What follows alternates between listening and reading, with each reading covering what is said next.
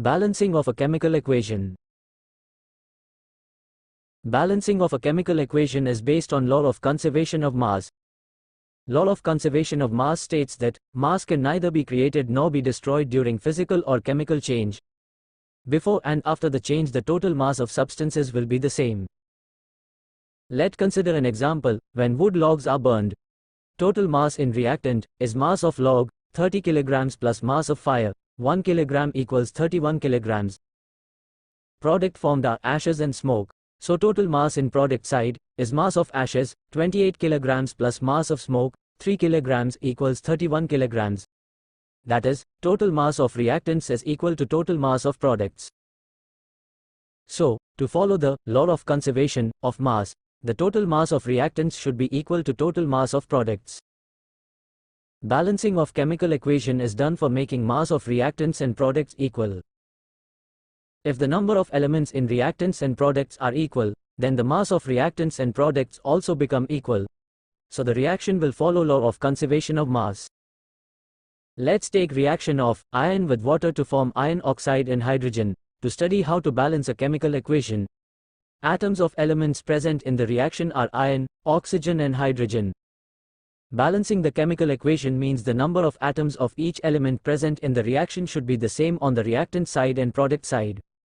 Step 1. To make the balancing of chemical equation easy and more understanding, put all the substances taking part in a chemical reaction in a separate square box. Step 2. Draw a table showing elements in the reaction, number of atoms of each element in reactants, and number of atoms of each element in product, as shown here. Then note in the table, the number of elements in the reactant and number of elements in the product. In this reaction, there are 1 iron atom in reactants and 3 iron atoms in product. 2 hydrogen atoms in reactants and 2 hydrogen atoms in product. 1 oxygen atom in reactant and 4 oxygen atoms in product. The number of iron atoms and oxygen atoms in the reactant and the product are not the same. We have to make it same, then only this reaction can be said to be balanced. While doing balancing, always start with the elements which have more number of atoms. Here, oxygen has 4 atoms in the product, so let's start with oxygen. Points to be remembered while balancing a chemical equation: we cannot add numbers to the bottom of any elements or compound inside the box. We can only add numbers to the front of the elements or compounds outside the box. So that number should be common for all the elements inside the box. So to make the number of oxygen in the reactant side and the product side equal, we have to put 4 in front of the H2O molecule in the reactant side, as shown here. If we put 4 in front of the H2O molecule in reactant, then the number of hydrogen atom becomes 8 and number of oxygen atom becomes 4. Now the number of oxygen atoms in both reactant and product are equal.